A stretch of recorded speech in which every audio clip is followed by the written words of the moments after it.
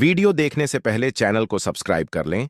उज्जैन महाकुंभ, आस्था, चमत्कार और भोलू की अद्भुत यात्रा।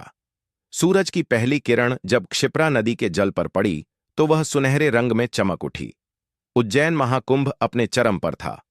साधु संतों की वाणी से वातावरण गूंज रहा था। भक्तों की भीड़ उमड़ी हुई थी और हर दिशा से शंखनाद की पवित्र ध्वनि सुनाई दे रही थी। गांव से लेकर शहर तक हर कोई इस महायात्रा का हिस्सा बनने के लिए उमड़ पड़ा था। उन श्रद्धालुओं में भोलू और उसकी दादी भी थे, जो पहली बार इस पवित्र मेले का अनुभव करने आए थे। भोलू के लिए यह सब किसी स्वप्न से कम नहीं था। गांव से उज्जैन तक का सफर। भोलू एक छोटे से गांव का 10 वर्षीय बालक था। उसने अपने गांव के बुजुर्गों से सुना था कि महाकुंभ केवल 12 वर्षों में एक बार आता है और यहां स्नान करने से सारे पाप धुल जाते हैं। यह सुनकर उसकी जिज्ञासा बढ़ गई थी। उसकी दादी, जो बहुत धार्मिक थीं, हर महाकुंभ में जाने का प्रण रखती थीं। जब उन्होंने उज्जैन जाने का फैसला किया तो भोलू ने भी उनके साथ चलने की जिद पकड़ ली। पहले तो दादी ने उसे मना किया, लेकिन जब उन्होंने उसकी उत्सुकता देखी तो उन्होंने हामी भर दी। रात भर का सफर तय कर वे उज्जैन पहुंचे। स्टेशन से लेकर गलियों तक हर ओर श्रद्धालु ही श्रद्धालु थे। गेरुए वस्त्रों में साधु संत, सिर पर गठरी लिए आए हुए तीर्थयात्री, कहीं कथावाचन तो कहीं अन्नदान। उज्जैन का वातावरण पूरी तरह आध्यात्मिक हो चुका था।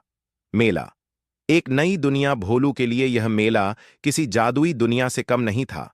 विशाल शिव मंदिरों के दर्शन, जगह जगह यज्ञ और अनुष्ठान, और सबसे अनोखा था नागा साधुओं का जुलूस।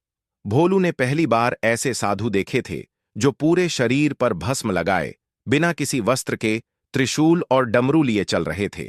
दादी ने उसे बताया, ये नागा साधु सांसारिक मोह माया से मुक्त होकर केवल ईश्वर की भक्ति में लीन रहते हैं। वे किसी भी भौतिक सुख की आवश्यकता नहीं रखते और केवल आत्मा की मुक्ति के मार्ग पर चलते हैं। इसके बाद वे संत महात्माओं की कथा सुनने बैठ गए। एक संत ने कहा, महाकुंभ केवल शरीर को पवित्र करने का अवसर नहीं, यह आत्मा की शुद्धि का भी समय होता है। जो सच्चे मन से प्रायश्चित करता है उसे मोक्ष का मार्ग मिल जाता है। भोलू यह सब ध्यान से सुन रहा था। उसके मन में कई सवाल उठ रहे थे, लेकिन वह चुपचाप दादी के साथ चलता रहा।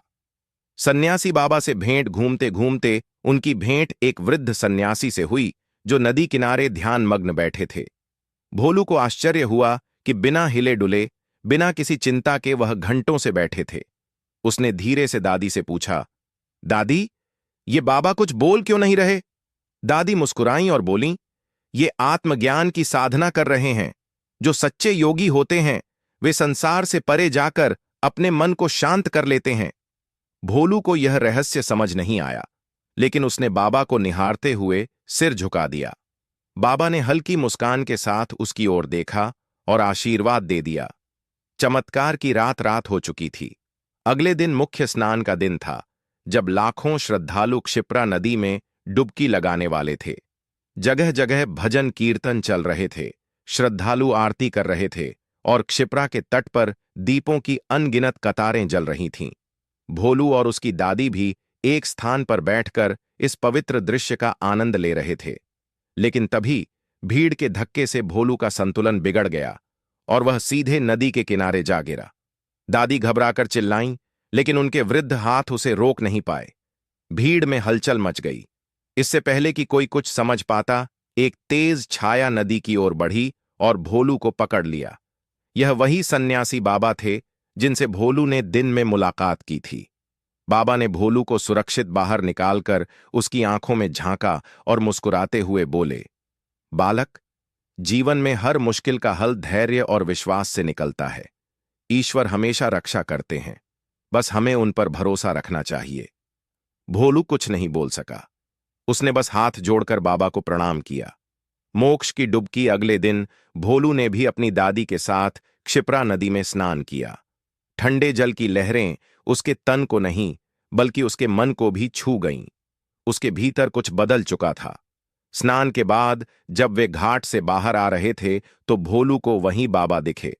उन्होंने भोलू को पास बुलाया और कहा, यह स्नान केवल जल में नहीं हुआ, तुम्हारे मन में भी हुआ है। अब तुम्हारा हृदय निर्मल है और यही सबसे बड़ा मोक्ष है। भोलू का परिवर्तन। जब भोलू घर लौटा तो वह पहले जैसा नहीं था। अब उसमें श्रद्धा और विश्वास की एक नई ऊर्जा थी। वह अब केवल कथा और पूजा की बातें नहीं सुनता था, बल्कि उनका अर्थ भी समझने लगा था। उसने अपने गांव के बच्चों